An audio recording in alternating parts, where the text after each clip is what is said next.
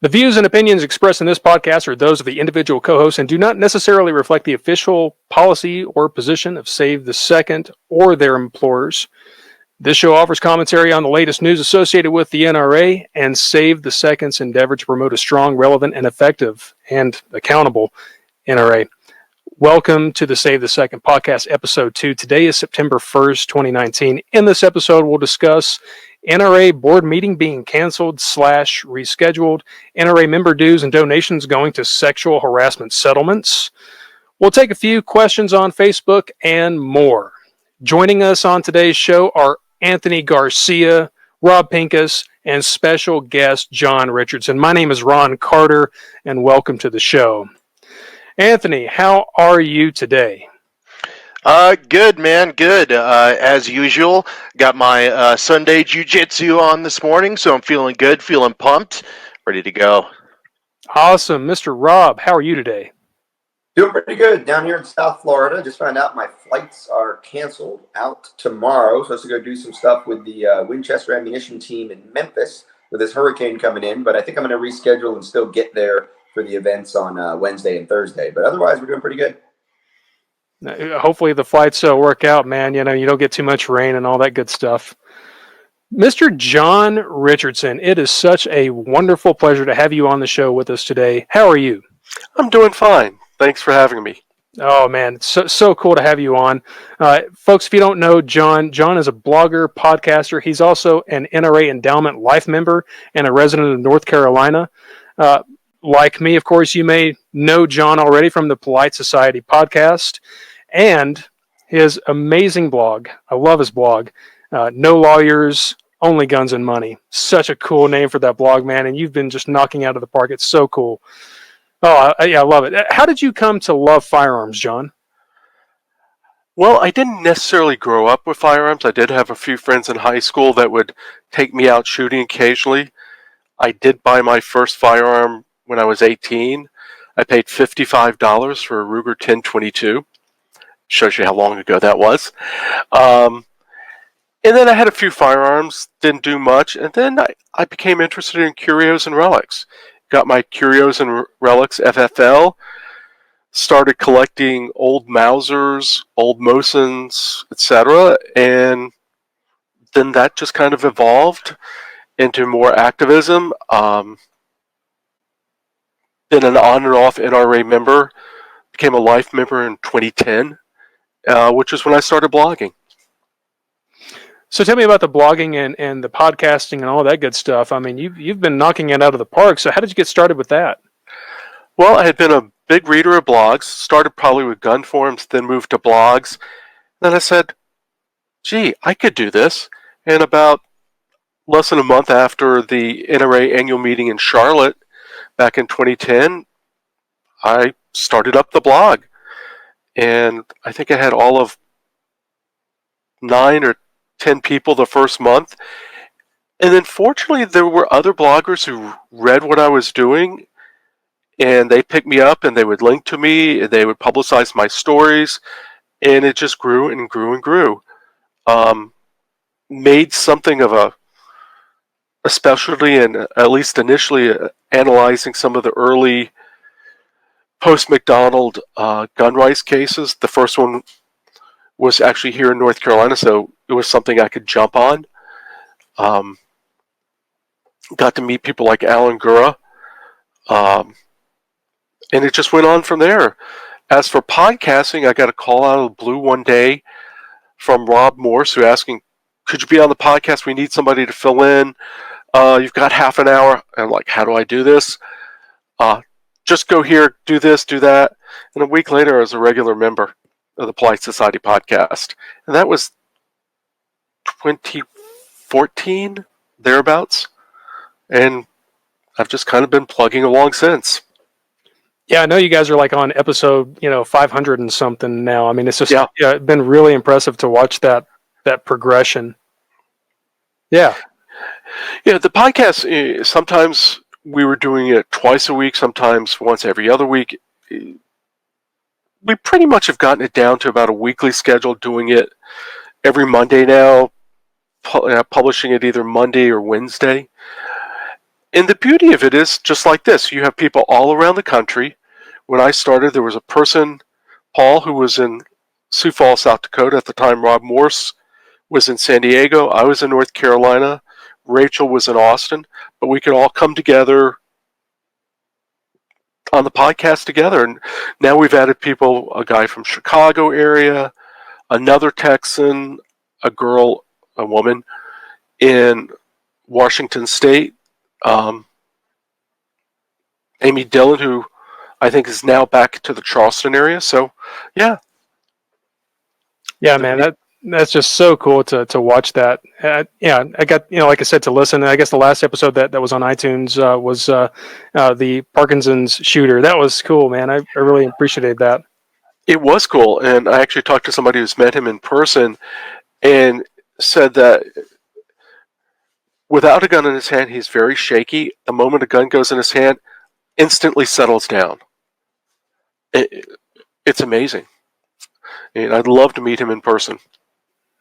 Yeah, man. The 2A community is like that. You have so many interesting people everywhere, and yeah, that's a dude that I want to meet, and I've got to meet so many interesting people, in just a very short amount of time. Like I met Rob Pincus, at NRA Annual Meeting in Nashville, and so cool. There's so many people that I've had the opportunity to meet, and I love this community. I really do. And of course, our community is rather focused right now on trying to save the NRA, from itself, perhaps. And we'll get into the news now. So obviously, John, you've got loads of information, especially on your blog, with some of the topics of conversation that we'll discuss today.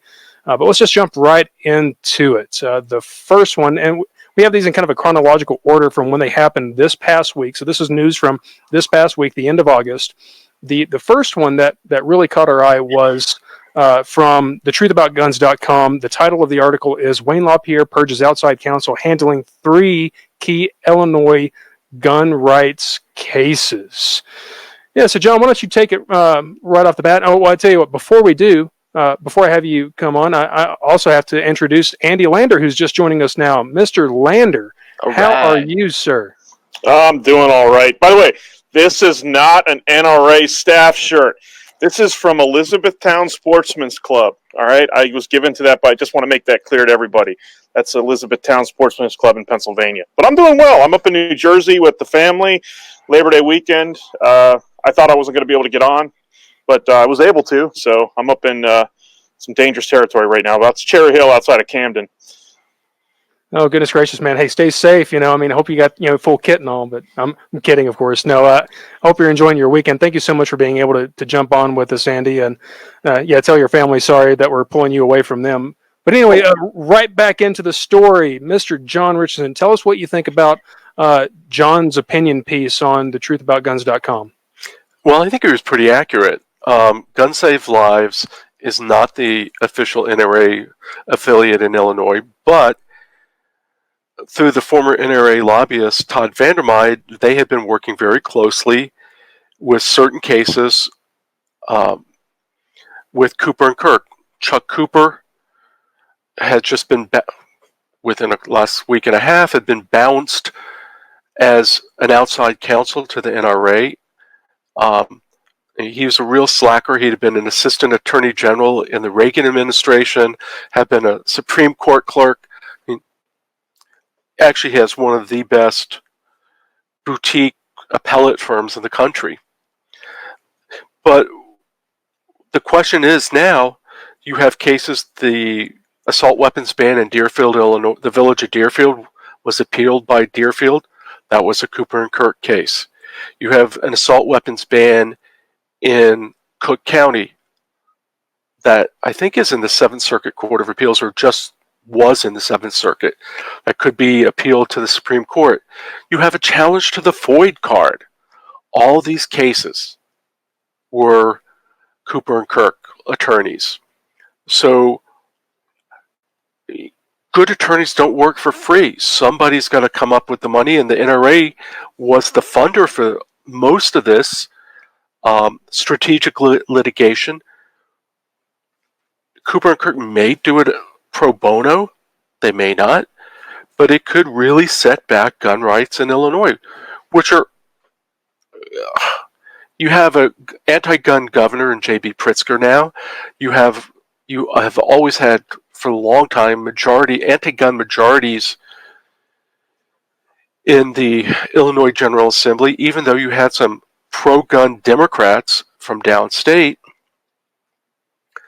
So it's a difficult time, and without the support for Cooper and Kirk and these lawsuits, it could get much worse. Yeah, Anthony, we were discussing this last week, of course, and we Yeah. were just kind of baffled why they were fired, and of course it seems like the reasoning is they were just a part of the attempted revolt or whatnot, but it seems like there's just it's so baffling to me. These are such important cases that these guys are removed from now. Do you have any other thoughts on that, Anthony? Yeah, so that's still what it comes back to is they said they were fired because they were part of the effort to undermine WOP. So you let them go without even some sort of a backup plan in place. These are very important cases. As far as I understand it, some of these cases actually had legs, as far as I understand it. They're very important. Why do you just toss the guys working on the cases? There's no backup plan in place. There's nothing. There's not even I didn't even see a statement from the NRA. As far as I'm concerned, I could be wrong there, but I didn't see one. It just I don't know. It doesn't make a lot of sense to me. Maybe actually, what the NRA is saying in this case might actually be true. Maybe they do think they were part of, quote, undermining LaPierre.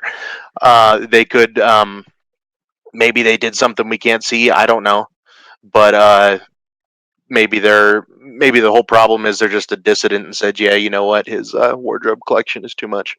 I really have no clue. What do you think, Rob? Go off mute. I think as we talked a little bit in the pre-show, the issues of the legal representation for those people still fighting to regain their gun rights in Illinois and defend the gun rights they have has been a contentious issue a lot over the last few years. You've got Illinois State Rifle Association, you've got Gun Save Lives, there's some other organizations involved in the fights there. And then, of course, you've got the NRA and Second Amendment Foundation also involved from the national level, and probably Firearms Policy Council too, although I'm not 100% sure. So there's a lot of hands, there's a lot of politics. I mean, the jokes have been around for hundreds of years about Chicago politics, and Chicago politics drives Illinois politics. And the whole thing's been a mess. So I think to the point that Anthony just made, there's a lot of he said, she said that we don't know. I promise you that there's 3 or 4 versions of the story of why that organization is no longer representing Illinois gun rights or Illinois gun owners in those cases. My hope is that Illinois State Rifle Association or Gun Save Lives, somebody's going to step up and let the people of Illinois and the people all around the country who rely on the people that are acting in states like California, Illinois, New Jersey, Washington, D.C., New York State, Connecticut, these states are at Massachusetts where our rights are much more infringed. They really are the tip of the spear. So I think these cases are important in a national way. And while I can tell you that I hope it's not true, that it was just a petty reason that the NRA got rid of them, what we've seen is a lot of pettiness from the NRA recently.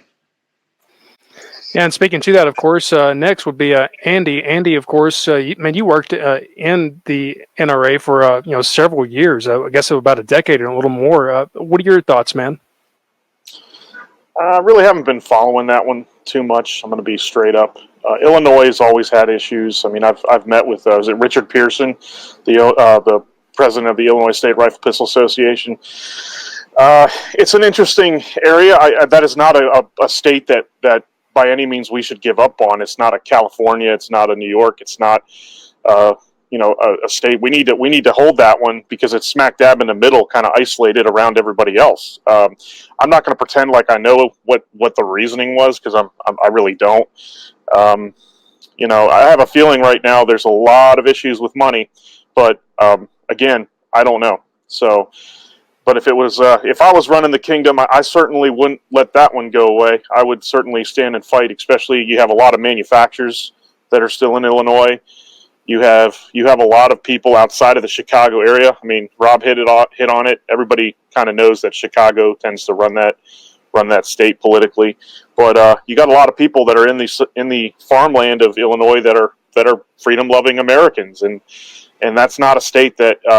I think we should let up on. So that's just me. Good stuff, guys. Moving on to our second news article. This one's going to be, we were discussing it all Tuesday morning. Like I woke up and, my phone's buzzing about the NRA Board of Directors meeting in Anchorage being canceled. So apparently it's been canceled and rescheduled to Virginia on the 14th of September, Saturday, the 14th of all times. But we don't know exactly where it's going to be held.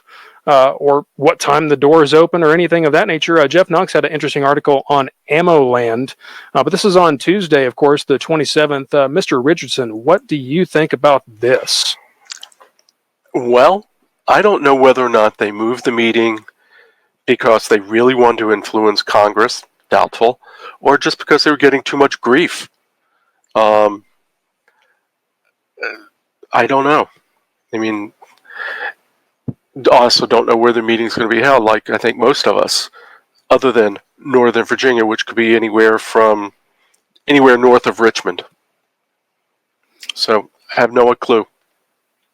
Wow. Andy, tell me, what's on your mind, man? Go for it. I'm going to go with Jeff Knox's theory on this. The board doesn't have a lot of lobbying background. The only lobbyists are Wayne and, Chris Cox, and he's gone. But from what I understand, again, Mr. Knox kind of, I think, hit the nail on the head. If they were to let this happen in Anchorage and Wayne had to stay close to D.C., who would have been running it? Josh Powell. And the last couple board meetings, he was basically questioned by a lot of the board members. I mean, you look at the SOG magazine, Mr. Brown, recently, his statement of calling him a scoundrel and saying to Wayne, you promised me in 60 days that this man would be fired, I believe it said. I think if they would have had that in Anchorage and Wayne had to leave for some reason, Josh Powell would have been running the show, and he would have been, I don't want to say eaten alive, but I mean, it would have been bad for Mr. Powell. I mean, I understand that he was asked flat out, give us numbers on Kerryguard when Kerryguard was still around. And he basically said executive session and then basically blew off the board. So I think there's a number of reasons. I think they're getting flack from the outside. People are asking you, why are you so far away in this time of turmoil? But I really think right now that was a decision made at the top, which is, here's the funny thing. Who can actually make that decision? It is to my understanding that that's not a decision that LaPierre can make. That's not a decision that has to be made by board members. So I want to know who actually on the board decided to move a meeting. Can the executive committee even do that? These are questions I don't know, but these have been brought up that something like this has to be a vote on by the board. So right there, that could lead to more problems. But I think this was hey, we have an incompetent individual by the name of Josh Powell who would have to run the show, and Wayne knew that couldn't happen. But I think it was kind of the perfect storm. You had things coming from the left, things coming from the right, and they said we got to move it back. And that's just my opinion. Good stuff, man. Rob, tell me, man. I know you've been talking about this. Go ahead. Yeah, I'm in touch with several directors that still don't know where the meeting's being held. I don't know, with Josh Powell's reassignment into the ILA, I don't know if he still would have had that role. I didn't see him playing any specific role at the members meeting, and I don't know how involved he was in the last board meeting, if at all. But that was certainly a very telling statement from Robert Brown at Soldier of Fortune magazine. He's been on the board forever. He's been on the board since the installment of the Wayne LaPierre regime. He's certainly been watching very closely, and he's been very loud about the concerns he has. And but he's still chief of staff. Yeah, I'm sorry, Rob. He's still chief of staff, correct? No, well, officially no. I mean, maybe he's still acting in that role. He was officially moved out to the ILA after the revelations of the issues with his wife and his housing allowance and all those other things. And that was interesting because he was changed to a strategist at the ILA with no legislative or legal background to speak of. Other than running a couple clothing companies into the ground, one of them with Pete Brownell, apparently as a partner. I don't know exactly how he ends up at any of these meetings, let alone running them. But and I know we're going to be talking about him later as another news item, but getting back to the board meeting itself, obviously this has thrown a wrench in the works for those of us who are planning on lobbying directors for the reform, specifically for our 5 pillars of reform that we have here at Save the Second. But there were other people also. There were other local NRA members who were planning on being around in Anchorage. And it would have been a lot easier to spend time, quality time, talking to these directors, the ones that are already working with us that we all know are our friends I've had in the industry who I'm not on the same side of the fence with in terms of the current state of the NRA, and those who are antagonistic to what Save the Second's doing. I think having real conversations in the lobbies, in the bars, at the restaurants, in the relatively small town that Anchorage would have been very easy, and that agenda was very well publicized and well distributed. Now we don't even know where the meeting's taking place. We don't know where the host hotel is. So I've had to change my flights and change my arrangements to be at the Live Free or Die event, because of course the board meeting was going to be on Friday, and I was going to red eye out to do that event in New Hampshire on Saturday.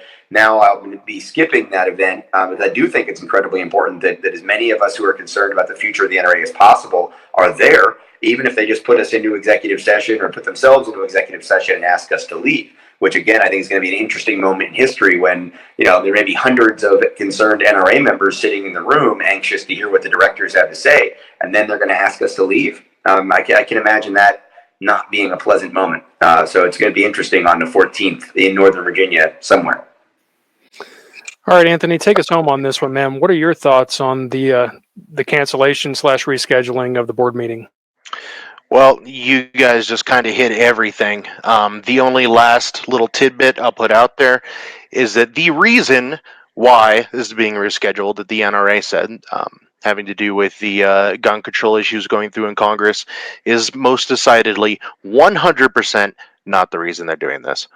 That it's a complete and utter falsehood, and it's being used to obfuscate the real truth about what's going on. So that's all I got. Yeah, and I want you to think about just how much this is costing. I mean, there are so many flights canceled, rescheduled. I mean, there's they had a whole massive hotel booked in Anchorage, and so how much of those funds from member dues and charitable donations were just wasted away by saying, a few weeks before, a couple weeks before, we're gonna bring it back to Virginia. Of course, now you're scrambling to secure conference rooms and hotel space and flights. And now, something else to think about too is this is on a Saturday now. The previous directors meeting was going to be on a Friday. If I'm speculating, if I'm thinking about why that's the case, why it's now on a Saturday, perhaps it's because the vast majority of the depositions occur during the week, not the weekend, right? So if you have the 90 current and former directors being subpoenaed and giving depositions, perhaps that's working around that as well. So, just some food for thought on that. We'll certainly try to let you guys know when this directors meeting exactly is, of course, where it's going to be, and so on. But moving on, we have on Wednesday information that a judge in the NRA versus Ackerman McQueen lawsuit has essentially snubbed Brewer, the counsel for the NRA, Brewer Attorneys and Counselors, because they wanted to be privy to a lot of this information that Ackerman McQueen had. And so a judge ruled in Ackerman McQueen's favor. Mr. Richardson, what do you think of that? Well, as I podcast or blogged about it, the NRA won a little bit in that Wayne LaPierre did not have to give his deposition on September 7th. It was postponed to the week of the 23rd. Big deal. But it was interesting that they kept both William Brewer and his PR staff away from certain of their documents. It's almost as if Brewer has now become the power behind the throne, at least almost like the consigliere to the Godfather. And I think a lot of the troubles that are going on internally right now, you could actually trace back to Brewer. So he's portrayed as a hotshot lawyer. I'm not sure how much of a hotshot he really is. So, Mr. Garcia, what do you think about this? I am not a lawyer, so I can't comment too much as to the legalities of what's going on in here, but I will say what John just said is that Brewer is acting from behind the scenes. He is manipulating stuff from behind the scenes. You know, I think he's whispering in Wayne LaPierre's ear, "Hey man, you're gonna go to jail. You're gonna go to jail if you don't do what I say." I really think that's what he's getting in LaPierre's ear, and he's like a puppet master. That's just really how I view this guy at this point. Just to go off of what John said there, and like I said, a lot of the rest of this having to do with some of the legal issues. Again, I'm not a lawyer, and I don't think my comments would be very insightful on it. Although I do think there's very interesting in this article. Oh, and I forgot to post it up there. In this article, there's actually another article that says Dana Loesch is unsure why the NRA is still using her in ads. That's interesting. Anyway, go ahead. Keep going. Mr. Lander, do you have any thoughts on this particular article? Well, I guess full disclaimer, I'm not an attorney either. I drove past, I think, 3 or 4 Holiday Inns coming into New Jersey. But I think Brewer's being what an attorney is. He's acting like an attorney. He's giving advice to protect a organization.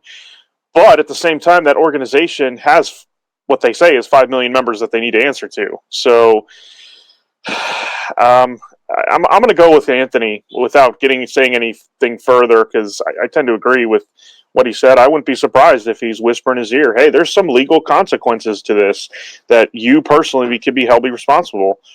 So I think he's doing what an attorney would do, is giving a client advice. Shut up. Haven't heard a peep out of him lately. You think the leadership of an organization would come out and talk to the members, but we've heard crickets. We've had Carolyn Meadows and others say stuff, but Wayne hasn't said a word. We saw a commercial from him recently, which he looked very stressed out in the commercial. But I'll just echo kind of what Anthony said. All righty, Mr. Pincus, tell me your thoughts. Sorry, I had trouble going off mute there. So I think that there's no doubt that Wayne LaPierre has often had people sitting on his shoulder or standing behind him, guiding him through his years at the helm of the NRA. And it was someone at Ackerman McQueen for a long time, whether it was Tony Macris or someone else. There was always guidance coming from the outside of the NRA, from outside the NRA board, from outside the NRA staff, guiding the messaging, guiding the image, and certainly guiding the statements coming out of Wayne LaPierre's mouth. So it's not surprising that in the ugly divorce with Ackerman McQueen, he's had to find somebody new to give him direction, or that he can rely on, or that he can trust. Brewer is that guy apparently right now, and I've had a lot of people tell me a lot of things about him. Of course, when I was subpoenaed for deposition, the idea was that even though I was subpoenaed by a Virginia law firm, because Brewer's firm is not allowed to represent the NRA in Virginia, to John's point, maybe this guy isn't as much of a hotshot or as good as he's rumored to be, or at least not anymore, because he certainly made a lot of money and established quite a reputation down in Dallas.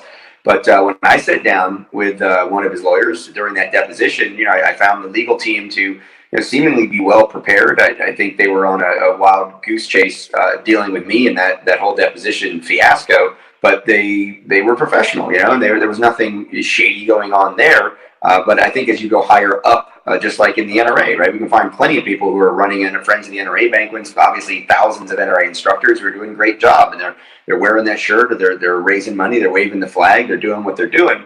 But they're not Wayne LaPierre, and they're not Brewer, and they're not Josh Powell, and they're not the people at the top, Carolyn Meadows, and those who want to be at the top, Willis Lee and Marion Hammer, someone who's still clinging to the yesteryear of her top.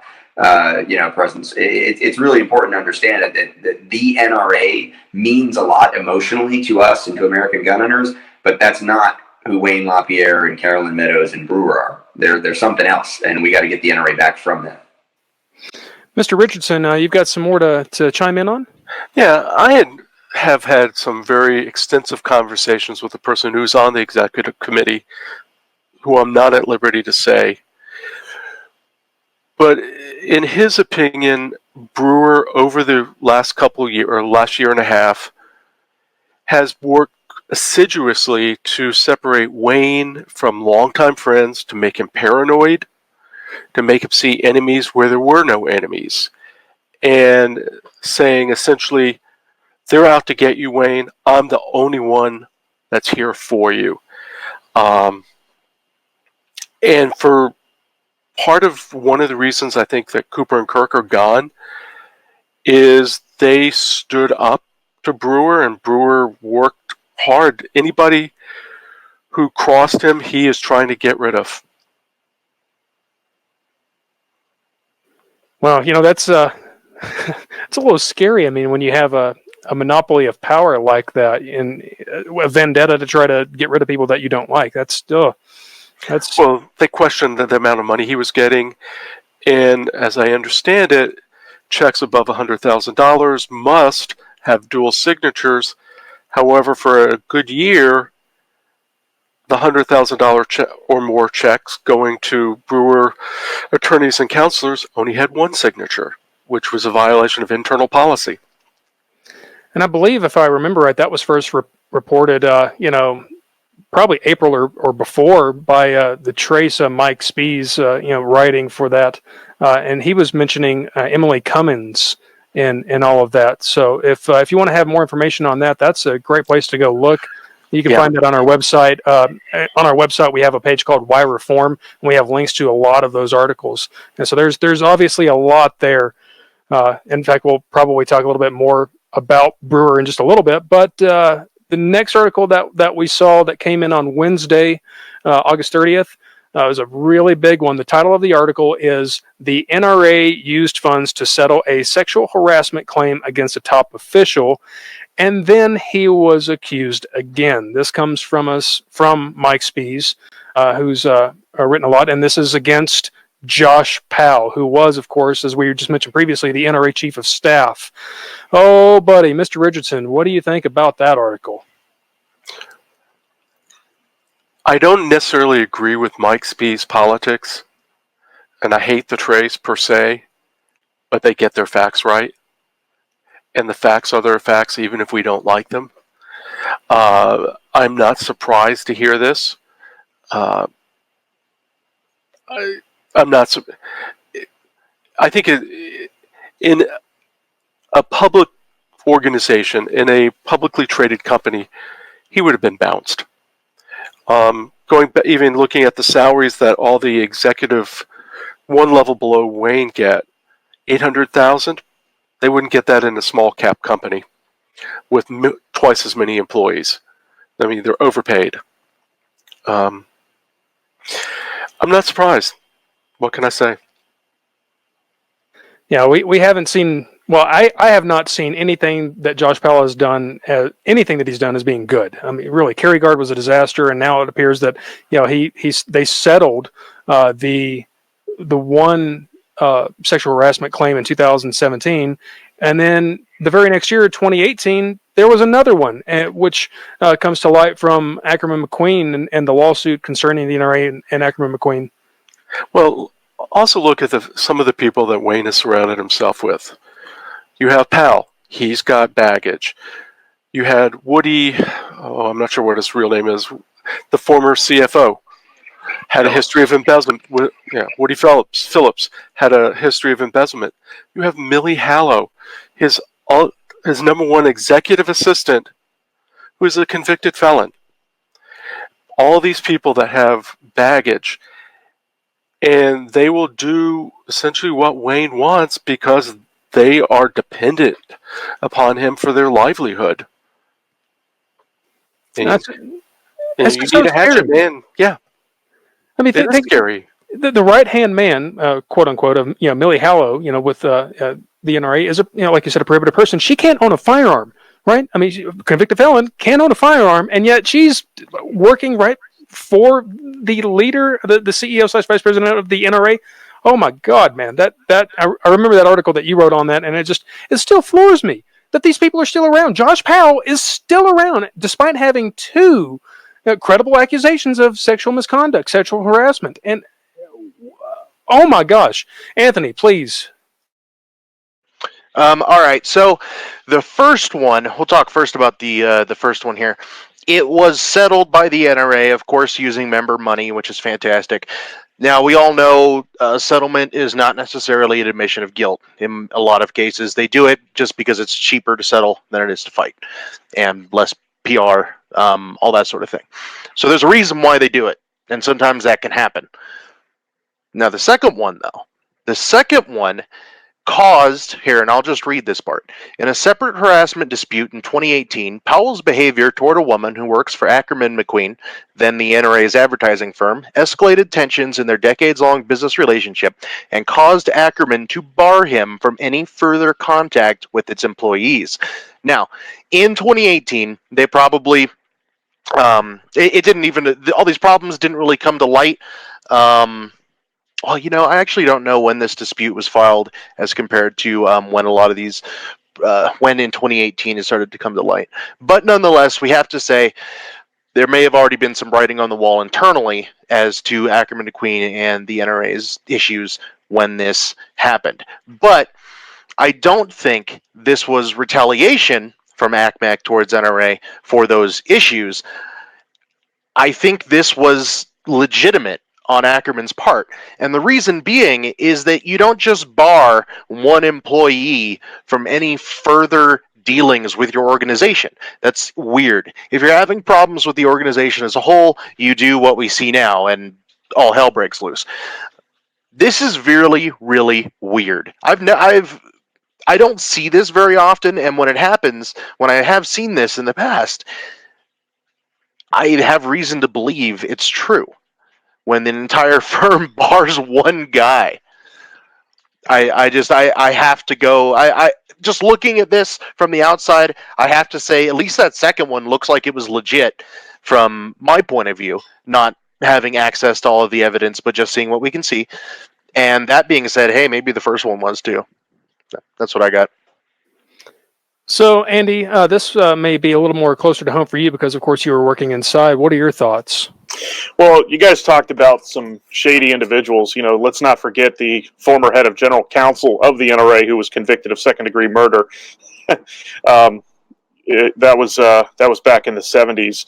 If you want to look it up, there's a couple articles on Robert Dowlett, who, he was overturned, but from what I understand, was overturned due to some technicalities, like police work and things like that. So he never actually got retrialed, from my understanding. But don't quote me on that. But yes, that actually is true, or at least there's articles about there. You can read it.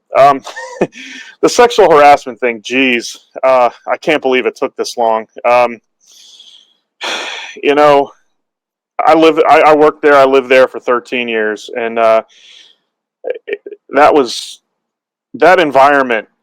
It's a brooding place for it. It happens. In all places, but it seemed like there was always rumblings, mumblings. I got rumors of other people that got paid off for that exact same stuff. Again, nothing I can confirm, but all of a sudden they're there one day, gone the next. And people are talking about it. So again, they're just rumors. But I know people there that have talked to me that still work there that have been under the sexual harassment or have been harassed at that organization, and they are afraid to come forward. Josh Powell always came across to me as a popped collar kind of tomboy that was just a slime bag, and hopefully I don't get in trouble for calling him a slime bag, but he is, in my opinion. The guy's just utter. I don't want to say too much more, but no. To be honest, I look at it this way. When I read that article, I was like, man, it took them this long to come out with that. Yeah. I can't say too much more just because I'm a little. I don't want to say afraid, but I'd be speculating. But it was very common for people to say things that in a normal organization would not be tolerated. People to say things, people to show things, people to have pictures of girls in their offices, things like that, or at their desks that were semi-inappropriate with sayings. The environment there, very hostile. It's a very male-dominated environment. There was women there that had power, but at the same time, it's a male-dominated environment. So, yeah. When I saw it, I'm completely not surprised. I was more surprised it took this long. Wow. Oh man, Pincus, tell me, man, what are your thoughts? Let me play devil's advocate for a minute. I think everybody knows how I feel about Josh Powell in general. Like we talked about a little bit earlier. So on these incidents, let's just say, okay, somebody got paid off because it was easier than fighting it, and let's move along. Let's do the business that we're here to do. The second one, and as Anthony pointed out, it's different because it comes from technically outside of the organization. And what it reminds me of, the way that was handled and why it does have a ring of truth, is it really reminds me of, what one of the bus boys says something to the waitress, so we're not going to schedule him in her section anymore because she got creeped out by him, and he's going to work behind the bar now. Whereas he's not going to have any contact with her. And that is something that happens. It happens in workplaces all over the country, right? Just two people don't get along, so you do that. But that's how close at one point Ackerman McQueen was to the NRA, was they really were operating like two divisions of the same entity. And of course, remember, Carry Guard was an Ackerman McQueen project. It wasn't an education and training project at all. It was an Ackerman McQueen project, which was a marketing project to sell insurance, headed by Josh Powell. So let's pretend for a second that Josh Powell doesn't have the history he has, that he doesn't creep everybody out, that everybody doesn't kind of look at him and think scumbag. And let's pretend that he was actually doing his job and that this crazy situation caused him to not be able to work with Ackerman McQueen in any professional way. And because he wasn't working with Ackerman McQueen, that's why Carry Guard eventually dies and Ackerman McQueen and the NRA eventually have this ugly breakup and all these lawsuits, because the chief of staff of the NRA isn't allowed to work with the $40 million contractor company that's really been the tail wagging the dog for approaching 20 years. Crazy theory? Probably, because he's a scumbag and he was probably guilty of sexual harassment. But that's the best case scenario I can draw for Josh Powell.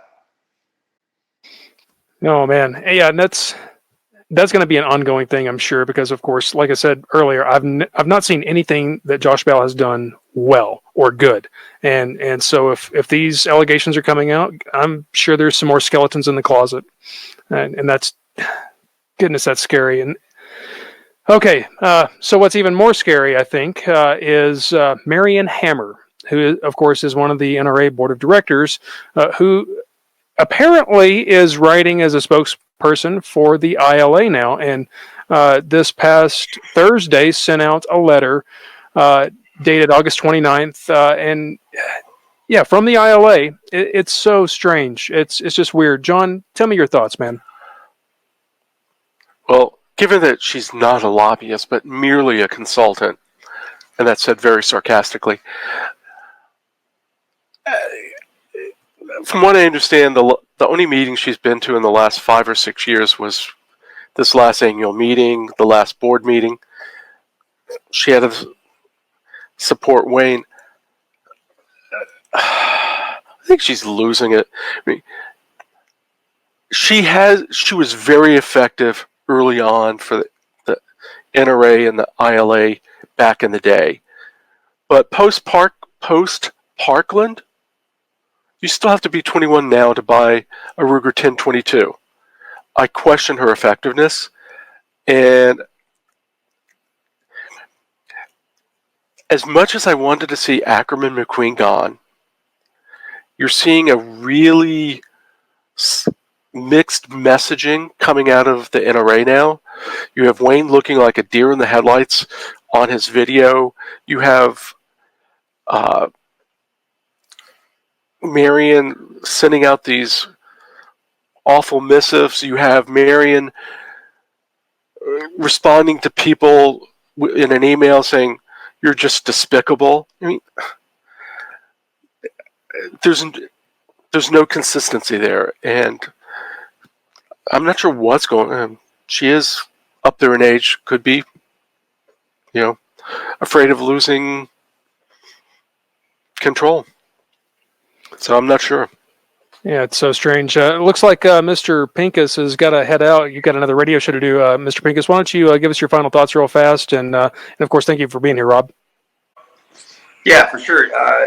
And I'm pretty well on record with Marion Hammer thinking that as John's alluding to, that she just isn't seeing things clearly. She certainly isn't communicating clearly. The problem is she is, perpetrating this idea that she speaks for the NRA in some significant official capacity, and it just doesn't make a lot of sense. You know, she is absolutely, in public and in private, incredibly condescending, incredibly dismissive of members, of concerned members. She says things that are incredibly inconsistent. She obviously, got into some issues down in here in Florida with her lobbying and her status as a lobbyist and her filing officially as a lobbyist, as John alluded to that also. There's just an incredible amount of crazy talk that comes out of her mouth. I mean, when I stood there at the members meeting, I'm not sure if you saw the whole exchange, Ron, that she had with Frank Tate, I think it was, and then there was another exchange she had where she was just incredibly just mean and spiteful, and she's just an angry little old lady who has a lot of ability to put her message out in front of a lot of people. And the idea that she would come out and personally attack David Dell'Aquila so overtly in this messaging as an official fundraiser for the ILA was shocking. It was shocking that slipped through the cracks, if that's what it did. And I think that's one of the theories, right, is that now that Ackerman McQueen isn't the tail wagging the dog, that there's the very siloed institution of the NRA doesn't know how to act globally, and you've got individuals who have the opportunity to act like she does, in a very out of character way for the NRA, and it just happens. And then seemingly, we notice, the membership notices, the directors are noticing, they're emailing it back and forth saying, what is this all about? But nothing gets done. Not even so much as that needs to go away, and sorry, that wasn't 100% clear, let's spin it into a new direction. But hey guys, I'm really glad we got this podcast going. John, you're a great addition. I appreciate your insight and everything Ron says about your success and the value you bring to the industry with your voice is, I would echo all that. And with that, I'm going to jump out, guys, and we'll see you on the internet. Thank you. Take care, Rob. Love you, man. So, Mr. Garcia, you have some good stuff to say about Mrs. Hammer. Yeah, so I'm going to go into this article just a little bit because this article / fundraising email from Marion Hammer is odd. It's very odd, the way it's worded, the way it's structured. Now, I have no doubts she wrote this based off of seeing a lot of the emails she sent out. It seems a lot like her writing style. So I have no doubts that she actually wrote this, didn't have it approved by anybody, nobody looked at it, posted it right up, and sent it through the email. I guarantee that's what happened. So, yeah, let's look here. Like Rob mentioned, there's an individual attack here against David Dell'Aquila. I have never seen, well, that's not true. Now, I've seen the NRA do individual attacks against people who were attempting to take advantage of gun rights in one way or another to pass gun laws or whatever, right? Now, I've seen that. Pelosi's and Soros's and Blue Berms, yeah. Right. Obama, all that. Like, I've seen plenty of attacks there. This is the first time I've seen, that I personally have seen a personal attack on anyone else. And to use it as a fundraising email, like Rob just said, is interesting. It's weird. So we're going to go into this a little bit. Are David Dell'Aquila's gun rights worth $100,000? So she says $100,000, $100 million. She's talking right in the beginning paragraph about a whole bunch of money. She's talking about donating right off the bat. Now she's setting the stage here. This email, more than anything else, is a donation email. So you can see right off the bat, she's saying donate, donate, donate, money, money, money, trying to get it in your head. Okay? And then down here it says, and yes, NRA just moved its fall meeting from Anchorage, Alaska to Washington, D.C. to cost of around $100,000. Again, she puts a big number in your head, makes it seem like $20 is a small number in comparison. She's using a little bit of persuasive tactics here to try to get you to donate. Can't really say I blame her, but that's what she's doing. So, now we've already talked about why the reason they moved is complete and utter BS. We already know that. In the next paragraph here, they talk about the gun control hearings that have been scheduled on Capitol Hill. She tries to spin it a little bit, like we've already talked, and then we come down again. David Dell'Aquila's gun rights are worth whatever NRA has to spend to protect his gun rights, because his gun rights are the same as yours and mine. So again, they're going after David Dell'Aquila here, and then she drops the first of 3 times the donate link to the NRA. Now, why are the donate links in here like this? Why is this a donation email? Why is this going out? Why is she pushing this so hard? The reason being, right now, this time of year, being fall, take a look at your calendars and when your hunting seasons start up. This is the time of year when the NRA starts to get its annual member donations. A lot of people go and they renew their donations just before hunting season. They'll go to Cabela's. If you guys have ever seen this, you sign up for membership at Cabela's and they'll give you like a gift card. I don't know if you guys have ever seen that. They do little promos like that. So dad and his kid go down to Cabela's, buy some shotgun shells for the upcoming hunting season. Oh, I should renew my membership at the same time because I'll get a gift card, take a little bit off. Cool, let's do it. This is the time of year when they start to get those annual donations coming back in. So this is the time of year when they really start to see the money flow. And now David Delaquila donated $100,000. A lot of money over a couple of years. That's a big chunk of change. Ain't nothing compared to 1 million annual donors, though. It's nothing. Not even a drop in the bucket, man. It's like a quarter of a drop. So those annual donations are what they want. Now, I have heard through the grapevine about multiple recruiters saying their numbers are way down. Their numbers are 40 to 60% of what they've been in the past. They're hurting bad. This is the time of year when they need that money and they are not getting those annual memberships coming back in. That's could be one reason why we're seeing a donation email come out from Marion Hammer, which, I mean, personally, I haven't seen before. I mean, maybe she probably has. I haven't personally seen it. And why she's stepping to such a level here to personally attack David Delaquila. Does she think it's going to raise more? I don't know. So it says here, I just went to the NRA's donation page and made my donation. No, you didn't, Marion. Stop lying. To protect David Delaquila's gun rights, yours and mine. I invite you to do the same thing. Give as much as you can. Donate link again. Then it goes down here. Now, this is the weird paragraph. This is the weird one and the one I wanted to point out. The NRA needs your help to save our gun rights. Nobody else can do what NRA does.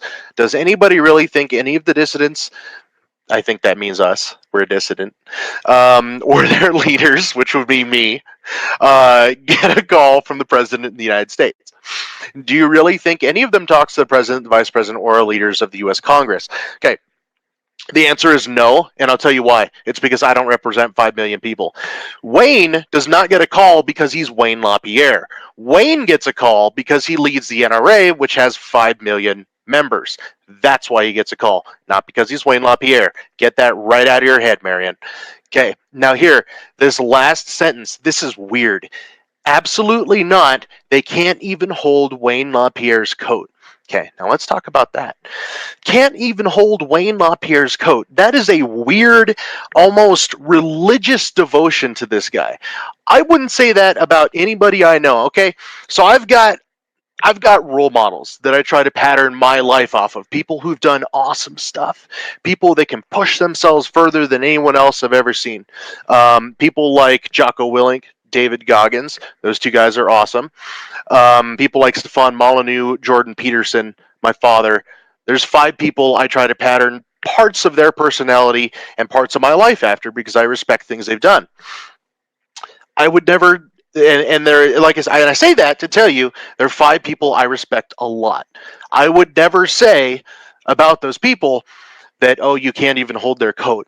The devotion, the weird religious, cult-like devotion in that sentence is just bizarre. And it shows what's going on inside of that organization. It shows that Wayne has turned himself, we've seen this before, he has turned himself into a cult of personality. These people believe that he is some sort of deity. And that's what I get out of that sentence, that he is some sort of freaking deity. And I can't believe that sentence is in there. She did not think this through. Was she drunk when she wrote this? I don't know. Does she drink? Okay, now we'll look here at the next paragraph. It's time to stop the lies, stop the attacks, stop manufacturing fake documents. Where was their fake documents? As far as I know, the stuff that came out about the spending was all real. And I don't think anybody ever denied. Nobody from the NRA ever argued that it wasn't real. In fact, I think they confirmed it was real, as far as I know. So I don't think that ever happened. Stop the lies, stop the attacks. Okay, stop cutting off your nose to spite your face. I like that, Marion. She says, okay, let's focus and donate again. And there at the bottom, she says, once again, hey, David, you may have abandoned us, but nonetheless, we still got your back. We're donating to the fight. Okay. So That's what something, I got. a couple things that I noticed here. If you click on those links, the link is https, blah, blah, blah, donate.nra.org/donate. Mm-hmm. If you click that link, it does not take you to the ILA page. You can donate to the Institute for Legislative Action, the NRA Institute for Legislative Action, which this is posted on. That link doesn't go there. It goes back to the NRA. It does go to the NRA. So It's called the General Fund. Yeah. right. I'm sorry, the General Fund. Thank you. So now we're posting on ILA to donate to the General Fund, but we have loans from ILA to run the General Fund. Not granted, guys, I'm a redneck from Arkansas, but this does not make sense to me. If you are posting something, a solicitation on your website, maybe have the funds go to that organization's, the website it's representing. Oh my goodness gracious. So Andy, what do you think, man? A lot. Here's what I know about Marion Hammer from my time there. I didn't have much interaction with Miss Hammer. I had a personal email one time, and I remember I was warned because I didn't know who she was, and I remember I got an email and I responded, and my boss at the time came and he says, "Hey man, be careful, that's Marion Hammer." I'm like, "Who's that?" "The grandmother of concealed carry." "Oh, okay. Who's that?" "First female president of the NRA." "Oh, okay. She's also our top lobbyist in Florida." Okay, so that's how she was viewed. She's also, what I know, I don't know if this is official, but I do know that she was one of the very few, and if she calls herself not a lobbyist, I mean, to me, if it walks like a duck, looks like a duck, quacks like a duck, it must be a pheasant, I mean, I don't know. But she was one of the only people that had basically a personal line of contact at the NRA. I mean, there's one person at the NRA that she deals with, and that person is a manager, and that person works in NRA-ILA, and that person has basically a direct phone call and is the one person that deals with her. So, I'm not going to pretend me and Chris Cox were drinking buddies, but I do know this, is I went down his office, not to see him, and I did see him quite a few times, and actually, he came to my company when I worked for a firearms training company. He actually personally came out and trained with firearms and things like that. So did his staff. Now, when I say his staff, I'm not talking about ILA. I'm talking about the guys that worked directly for him, some of the attorneys, the guys that were actually into guns, the guys that believed in this fight. And I remember picking some of their brains, and it was always Marion Hammer was basically taken care of by this caretaker. Kind of getting back into that, these people at the top that are not leaving, it's pretty simple. They just want to hold on to power. I mean, come on, if I was paying you almost $250,000 to do what you do, would you give that up pretty easy there, Ron or Anthony or John? I mean, come on, no. But let's look at somebody like Chris Cox. Chris Cox, he could have put up a damn good fight, and Chris Cox could have actually probably split the NRA in two if he wanted to. He could have probably walked away and taken about half that organization with him. But he didn't. He's an honorable man. He's a gun guy. He's a guy, if you Google him and you look him up, he actually shoots. He's a guy that, when I went into the fifth floor, I remember walking into one of the rooms one time. This guy had so much ammo on the floor that they were actually worried about the floor caving in. I mean, I'm not kidding. I remember walking this room. I'm like, who is this, like donation ammo? Like, no, this is Chris's ammo. I'm like, holy crap. And like, yeah, we got to move it because the floor is worried about it buckling. And then if you Google any of these other people, Wayne, I mean, yeah, there he is holding a $40,000 African 458 lot rifle out in Africa. If you Google Carolyn Meadows, I mean, try to find a picture of her with a gun in her hand, for crying out loud. I can't. Marion Hammer, I mean, she's got cats in her hand. I mean, are these people truly gun people? Are they truly backing the average NRA member? No. They're there because they have power. They're there because they have money. they don't think like you and I. The people that actually, the gun people there that actually believe in this fight for what it is, if they get into trouble, they're going to walk away honorably. But Marion Hammer is totally trying to protect her legacy. She's not going to leave because, one, she gets paid very well. I mean, she hasn't been to any. I think this past annual meeting was the first meeting she's been to in 9 years. I mean, she's had a pretty cushy gig there. I mean, she's not willing to give it up. I don't think she's going to give it up anytime soon until she's forced out. But, she does have some clout. First female NRA president in 100 and some odd years. And then also she is, even if the court says now, she is one of the top lobbyists. And, so, she can write letters and embarrass herself and make fun of members for voicing their opinions. But I think the future hasn't been written. And I think the history is probably on our side. So, we have a friend of mine in the comments, Jameson Nethery. Jameson and I were at NRA annual meeting together. He is just a wonderful guy. I love him to death. And he just put something in the comments on Facebook that I'm going to see if I can share with all of you. So Jameson says, we can all hold his coat. We paid for it. You're darn right, Jameson. $274,000, believe it was $1,000 in suits. Yeah, that's such a frustrating. It's almost as if Marion Hammer is blind to not only these accusations, but the reality that money is being just wasted, absolutely wasted, and yet she wants us to donate. Oh my goodness gracious, it's just so frustrating. All right, so last article from this past week, another NRA lawsuit against Ackerman McQueen. I believe this makes 3 lawsuits. This was first reported by the Daily Beast. CNN later wrote an article on it. This was posted on Friday. Mr. Richardson, what do you think? Well, I actually sat down and read it this morning.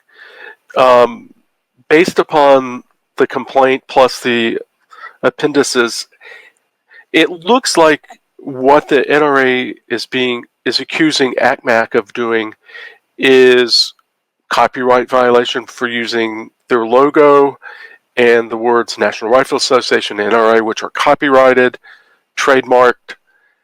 They're also trying to say that Ackerman McQueen is still giving the impression that they worked for the NRA. And they created NRA TV, which they say was a great accomplishment, but we all know was a great failure, blah, blah, blah. I found it interesting that it was filed in Dallas. It's where Brewer has his primary office. Ackerman McQueen did have a Dallas, does have a Dallas office. That's, a few blocks away. The funniest thing, I had to go back and look up the addresses because they're both at 1717. One's at McKinney Street, one's at Main Street. I'm like, are they in the same buildings? And I had to check that. They do have the 2 state court suits. I can't say it's frivolous, but having read a lot of complaints, the stuff written by Brewer and attorneys always seems more of a polemic than a legal document. Yeah, of course, I'm not a lawyer, but this being the 3rd lawsuit kind of looks like a poker game. Like, I'm going to raise you. No, I'll see your bet. No, I'll raise you. It's just 3 lawsuits and counter suits and whatnot. What do you think, Anthony? I think this is interesting because it shows an escalation of the NRA and Brewer's attacks on individuals for using their logos or their name in any way, shape, or form. Now, of course, Andy had it happen to him. He'll talk here in a sec about it. We've seen this a number of times coming up recently where the NRA uses this exact tactic. In a lot of cases, again, not a lawyer, but I don't think it's actually enforceable. in a lot of these cases. If you're saying, hey, I used to do this thing, there's no way that's actually enforceable in court. It just seems like it's what's the word? It's being used to obfuscate what's going on. It's being used to, in some cases like this one, to drain money. Both from the members' dues as well as from Ackerman McQueen. I don't know how well that's going to work. Maybe Brewer just wants to bump up his billable hours, but it really just seems like it seems like busy work. It seems like noise.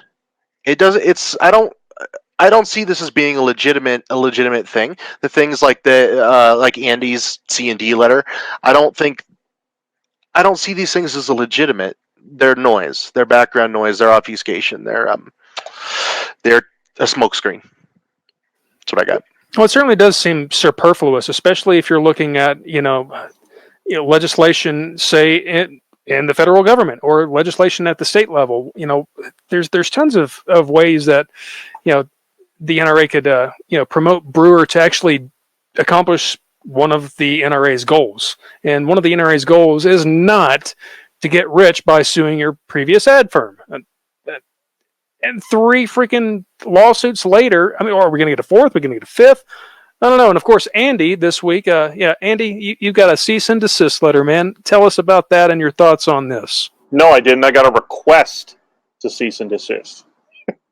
But no, but bottom line is, guys, I don't know if this still be the true, but I don't even know if it matters. I believe I met some people a few years ago that NRA actually does have an office in Dallas. I met some guys down there. I don't know if that has any bearing on it whatsoever, but who knows? I was on ACMAC's website last night, and because I was reading that, and I said, I'm going to go check just to see if this has any validity. If you actually go on their website, you click on some of their employees, like Cam Edwards is actually still employed by ACMAC, or at least it's his picture up there. He doesn't wear the hat, and but if you click on his thing, it says, I believe it still says he's the guy for NRA News or something like that, or it said he was, but it still appears to have that interaction that they're somewhat still involved. So I don't know, do they have a valid case? Maybe, but when I was there, we used to go after people for using the NRA logo all the time, and a lot of times sometimes we sent them letters. Sometimes if it was egregious, we go after like websites. People would put up that they were an instructor, and they'd put the NRA trademarked logo up there, and we'd send them a letter and say, please take that down. And if they refused, then we would, if they just came back and said, yeah, okay, I did it, then we'd say, hey, thanks for compliance. Well, please return to your regular advertised channel. Don't do it again. But I think in my case, where I got a cease and desist letter because I wore one of my NRA staff shirts that was issued to me when I worked there, except I had a piece of tape above it that said in big black letters, it said former, I guess maybe, I don't know. But I was wearing that, and then they said that I was representing myself as a staff member, which I can't find anything that I have ever put out since I left there that said I still work for the NRA. But any organization is going to protect their trademark material. They have to, otherwise they lose control of it. If they don't actively protect it, they will lose the ability to have it as a trademark logo. So, as far as the lawsuit's concerned, I think it's a lot of smoke and mirrors. Again, I think it's kind of like that shotgun. If we throw a bunch of spaghetti up against the wall, we'll see what sticks. You just have a nasty fight right now. Anybody's looking for anything. I mean, so that's just kind of my take on it. But who knows? We'll see what happens. I can tell you this: with the amount of lawsuits that are floating around, money's got to be getting tight. Money's getting real tight. I can't see somebody being able to put up with it this much longer. So, yeah, that's an excellent point, man. Oh, geez. So, gentlemen, before we move on from the news, do you have anything else to add on any of the subjects that we've covered? Nothing for me, Ron. Thank you. All right. Well, gentlemen, so here's what kind of separates Save the Second, right? Save the Second doesn't just look at the bad stuff, right? We want to look at the problems and offer a solution to the problems. All right, solution. That's the deal. We've established already here that there's a load of problems, and they need solutions. So, gentlemen, what do you think people that are watching this right now can do right now to affect positive change in the NRA? Mr. Richardson. Sign petitions. We hope that they'll be, accepted. Be careful with your donations. If you want to donate to the NRA and you want it to be used where Wayne LaPierre cannot get his hands on it, the Political Victory Fund is about it, because they cannot borrow against that. And then come next February through April, don't vote for 25 people, because that's always a waste of time. Vote for a handful. Sign the petition from people like Frank Tate so that he can be a petition candidate. Yeah, man, there's especially with regards to how we elect the board of directors. Of course, the board of directors influences the vast majority of the future of the NRA. So, having good directors and whatnot are very important, especially when it comes to the upcoming election. And keep informed about what's going on through Save the Second, Friends of Save the Second, my blog, even read the Trace, because they're accurate, if not complimentary. Mr. Garcia, what do you think? As far as right now to affect some positive change, there are lots of ways to do it. The biggest, foremost one that I always mention, of course, is to spread the message. Let other people know what's going on. Let other people know that we need members to get involved. We need individual people. We need you. We need everybody you know, because it's only through member numbers coming on with us that we can really have this positive effect. So that's what we need. Spread the message. Mr. Lander, what are your thoughts? What can average people listening right now do to affect positive change in the NRA? Well, I'm going to kind of echo what John said. Sorry, you might hear my dog in the background, but pick your donations carefully if you choose to donate. The NRA Political Victory Fund is not the only place you can donate. There are certain endowments that you can donate directly to where that money can only be used in the endowment. There's a training endowment. There's a women's endowment. There's things like that where it says that the money's not supposed to be touched. But the bottom line is that you can donate in other places that your money goes specifically towards training of youth. There's a youth endowment. There's like I said, there's a women's endowment. There's a gun collecting endowment, I believe. There's actually, when I was there, one of the ones that we were always trying to figure out how to spend the money, which actually I think we never were able to, was the reloading endowment. But you can donate in other places to the NRA if you choose to do so. That doesn't just go into this black hole called the general fund. And that's the thing that people don't realize, is that if you donate directly to that, the NRA can use the money for whatever, So I would advise people to pick your spots with some education on it. As far as people getting involved, the biggest thing is the message is what needs to be spread, but also you need to bug your board members. You need to figure out, one thing to Save a Second, what we are doing is we're putting up that 76 and 76 where you can figure out who's your board members. I mean, here's what's funny. I see some of the comments about us and they're saying, oh, you guys aren't doing anything. A lot of our stuff that we've been pushing has caused change. The thing about ACMAC, I mean, we were pushing for that pretty heavily. And, when I was at NRA, ACMAC was almost just as powerful as the executive office. I mean, I remember people telling me, hey, don't piss ACMAC off. You get a call from ACMAC, just pretend like it's from the executive office, So that changed. We've had board members resign. I'm not saying that, it was nice to see Tim Knight or Sean Maloney or Esther Snyder go, but Julie Golob, I think she kind of felt some heat and finally resigned. You need to figure out who these people are, what their motives are. Are they there because it's a thing that they can tack onto their resume and say, hey, look at me, I was an NRA board member, I did this, or I was an NRA board member. Okay, that's nice. What have you done? But you need to figure out who's running the ship, and you need to call these people on it. You need to ask questions. I mean, you need to get involved. There's a lot of board members in a lot of states. They're not just all isolated there in Fairfax. They're all over the place. There's actually a lot in New Jersey. There's a lot in New York. And you need to figure out what these people are standing for. Because right now, if we get more pressure that level, I think there's going to be some more change seen. You'll see people either resigning or people changing their view. I remember talking to board members before the annual meeting, and there was quite a few of them that before the annual meeting, before all this stuff with Oliver North, there was a possible going to be somebody else that was going to take Wayne's spot. And they had, at the time, a lot of board members on board that were saying, we would like to see somebody different. I don't know what happened at the 11th hour. I wasn't in the room. It was an executive session. But things almost changed. So bug your board members, spread the message, voice your opinion. You get a call from the NRA asking for money, voice your opinion. That stuff gets written down. Now, granted, those people calling you are not NRA employees. They're a call center somewhere else, but, they do record that stuff, and eventually somebody sees it, and they look at it and will say, here's what X amount of people said, and, there's a review. But, get those letters in, send them back and say, here's my thoughts.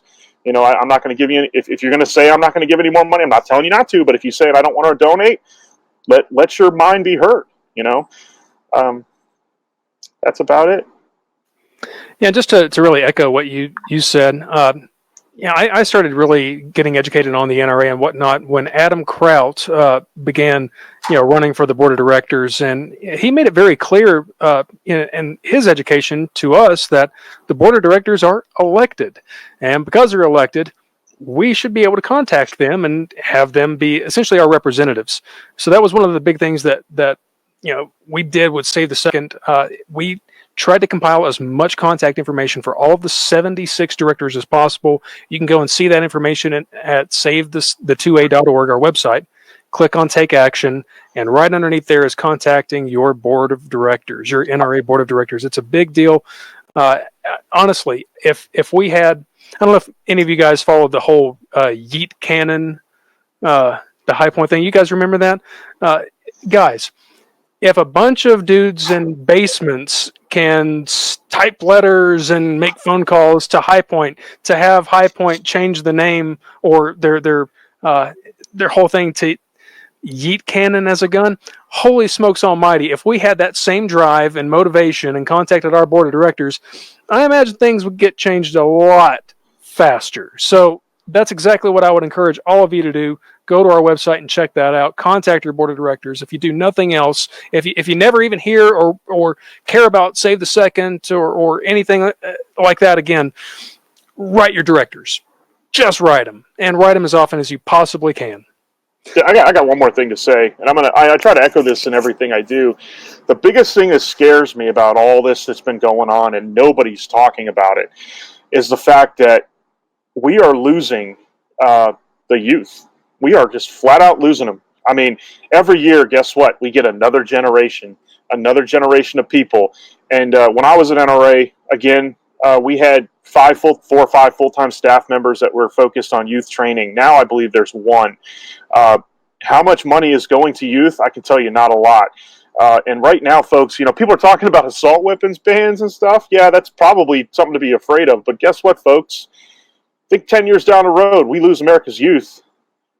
We have worse problems to think about that. I mean, again, I hate to quote him, but I'm going to say it. Adolf Hitler, give me a generation, and I will change the world. And it's happening right underneath our feet, and nobody's saying anything, nobody's doing anything. We're all fighting about this. No one's willing to step down, take responsibility, and this is a problem. This is a huge problem. So again, I like saying that in every interview I do because I think people really need to be aware of that fact is that when all 4 of us are dead and gone, because there will come a time when we're all out of here. Who's going to replace us? And it's not looking good because camp numbers are down for NRA. I know that. Youth organizations are down. I mean, the NRA used to have Boy Scout, a big presence in Boy Scouts of America. We had a full-time liaison. Now that is gone. I mean, you're talking 5-6 million kids that used to get firearms training every single year. That's gone. That's gone. I mean, you can't replace that, and that's a problem. Well, I'm very much a product of that education. I shot, NRA, shotgun growing up, shot 4-H, as a kid. And yeah, you're right, man. That's scary. I live in one of the most conservative parts of Colorado, and I can't tell you any, youth shooting leagues. I'm sure there are a few, but certainly not to the extent that I was aware of growing up. Oh, well, folks, hey, so we need to wrap this up, right? We've been going for a little over an hour and 20 minutes. Yeah, thank you for watching. But before we go, save the second, we have all been called such things as Bloomberg spies, NRA haters, and more. And just this morning, a particular person on one of our Facebook pages suggested that we are sissy liberals. Okay, so in closing, gentlemen, I would like you to explain how you're a sissy liberal. Perhaps how much shooting have you done recently, and your final thoughts on Save the Seconds podcast episode 2. Mr. Richardson, please. It's because I live in Asheville, isn't it? But I'm a sissy liberal. Unfortunately, I have not been doing as much shooting as I'd like. Hopefully, I might go out tomorrow sometime to a local range. This has been a good show. We've talked about a lot of good things, reforms that needed to be done. And that's the key thing. We don't hate the NRA. We just want a better NRA. And I have been referred to as a hater by Willis Lee, who, before he changed, his stripes have changed, he got my endorsement for the board twice. But when I was on Target Radio, he referred to the show, listen to it, and there was a hater before that. And like, that was me. I'm like, really? Give me a break. So we're not haters. We're not sissy liberals. We're people that just want change. We want to see respectability return to the NRA. Because if we don't make the change, the Attorney General of New York will make the changes for us. That is exceptionally scary, and you're absolutely right. That's a very possible outcome of all this. New York Attorney General or the D.C. Attorney General, influencing the makeup of the NRA, perhaps even closing its doors. Who knows? So scary. Mr. Anthony, please tell me. You look such. You got that AR that's behind you. That obviously means you're a sissy liberal, right? Well, this one that I brought out today, this was actually my first one. It's an LWRC M6A2, so it's a little bit older gun. It's got the piston upper in it. Pretty cool. You do need to take it apart and clean it. Yeah, I see Andy giving a thumbs down. You do need to take it apart and give it a thorough cleaning, but as long as you do that, she runs pretty well. And then I wanted to show you all this. I just got this yesterday. You may have seen a picture on Facebook. Yes. Sig Sauer 365 XL, and I've got the 15 round extendo mag here. The 12 rounders fit flush in her. Very fun gun, awesome. She's gonna be in my new concealed carry. Yeah. Ooh, comes with night sights too. Nice. Yeah, SIG does that, man. Of course, a few specials that you'll see from, like, say, Bud's Gun Shop, omit the night sights to save a few dollars, but SIG usually has those as standard. And, man, that XL, I haven't got to shoot the XL yet. I got to shoot a few of the first P365s, and, man, that's some wizardry to get 15 rounds in that dang thing. It really is. I love it. Anthony, your final thoughts on the show and Save the Second and all that? As far as our show here today, fantastic. I like it. We will continue doing more of these in the future. I don't really have anything else. Thank you. Awesome. Mr. Lander, please. Well, first of all, maybe one show we'll talk about piston versus direct impingement. But no, I guess I'm a liberal because I switched from Glock to Beretta. I'm carrying a Definitely. I'm now carrying a traditional double action hammer fired gun. You know what? I used to make fun of the PX4 Storm, and then I found Langdon Tactical. No, but actually, I mean, now I've switched to even I'm carrying a 92. Not, of course, here. I'm in New Jersey, so I got to really I should probably talk a little quieter because I'm out on the porch. But you know, I don't even know how to respond to those people. I just ignore them. I mean, if you Google me, the first thing you see is a picture of me with probably the most famous AR-15 that has ever been written in a magazine.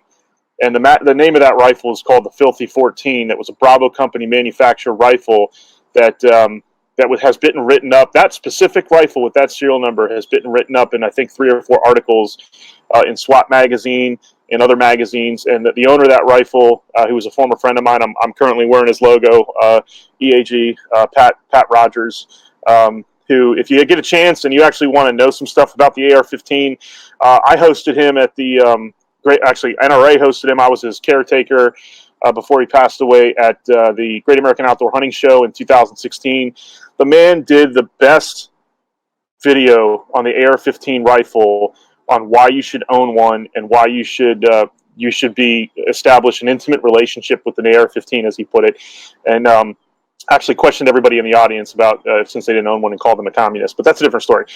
Anyway, you know, and I hate to use Willis Lee words. Haters are going to hate, but hey, Willis Lee, at least I know how to, when I pick up an AR, collapse the stock and fit and find for a fit. And the other thing is, yeah, but the other thing too is I saw him shooting that pistol with that grip that looks like it was something out of something from the 70s. But anyway, that's here or there. Look, guys, I train. I shoot almost every day. I'm a firearms instructor full time. One of the things I've always had the fortunate ability is I've always been around like-minded people. So when I got out there and preached the gospel, everybody just went, yeah, we agree with you. Oh my God, everything you're saying is great. I'm not in that anymore. I'm talking to people in Maryland, DC, and from Baltimore, people that come from a non-shooting background, and I sit down with these officers that are protecting federal buildings, and I'll sit down with them on a break and talk to them about guns. And it's funny to hear these armed professionals, some of them are anti-gun, which I ask them why, and so I guess I'm so liberal that I actually convert them to my side. So I ask those same people, again, it's talking to your fellow gun enthusiasts is one thing, but getting out there and actually converting people. I got a friend that's in the gun community that goes actively to Moms Who Demand Action meetings. And she, sits there and listens and hears their sides of the story. And then when people ask her what she's all about, she'll talk to them. And guess what, folks? If you talk to these folks, and the biggest thing for me is I don't really like arguing much with anybody because honestly, they're, a lot of illogical arguments. But you know what I say is look, this is obviously a topic that you're very interested in. You want to ban everything. Why don't you try it? Why don't you shoot it? Look, I'll buy the ammo for you. I'll bring you to the range. I'll take you shooting. I'm such a liberal. The other day, I hate the NRA so much that 2 weeks ago I drove 2.5 hours to a class, to an actually NRA basic pistol class that I promoted, and I told them I would not do the class unless I had a minimum of 4 students. Guess how many students I had? 1. It was a lady who showed up, and she wanted to get she wanted to be refreshed. She already had her carry permit, and we sat down with her. I brought another instructor. Actually, I had 2 more instructors, and we exposed that lady to a number of different platforms.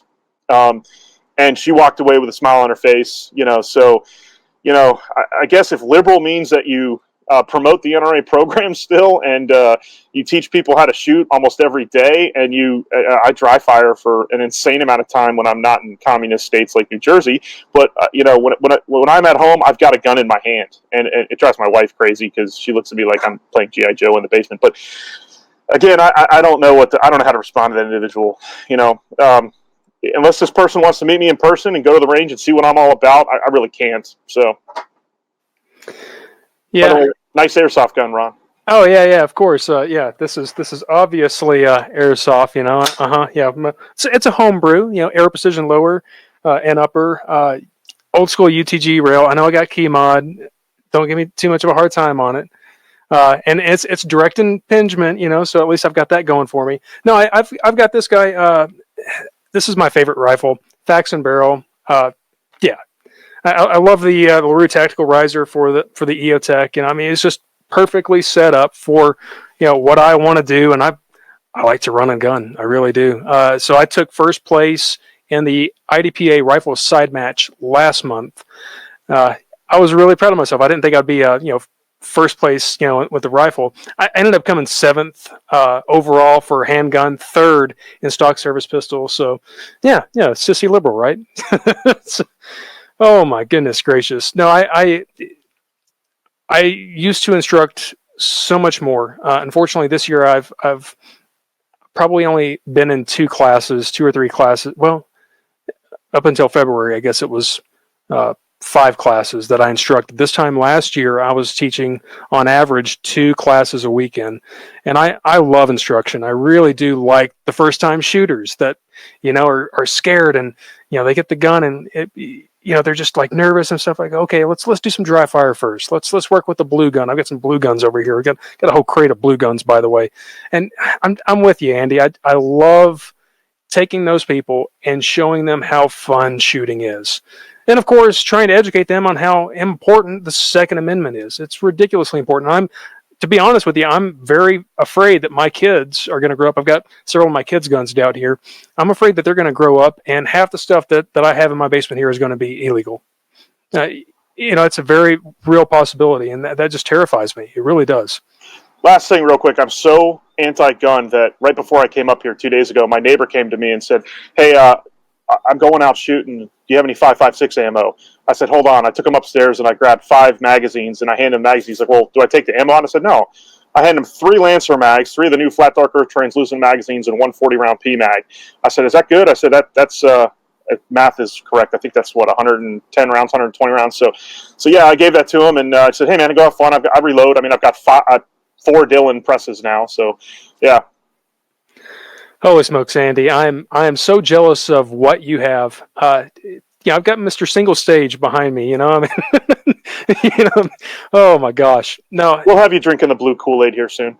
Oh, hey, it's not a matter of not wanting Dillon, dude. At NRA annual meeting, I was like drooling on all of Dillon's products. Trust me, I love that blue Kool-Aid. I just can't afford that blue Kool-Aid.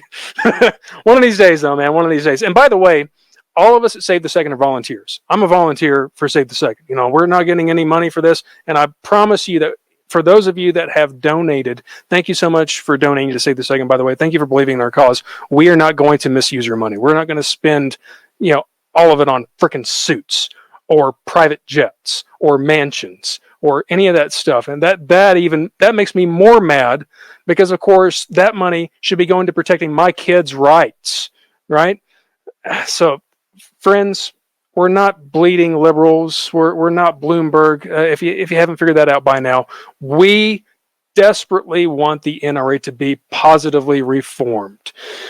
So, with that, thank you very much for listening. You can follow us on Facebook, on YouTube, Instagram, and Twitter. Our podcast here will be available on iTunes very shortly, as soon as they approve.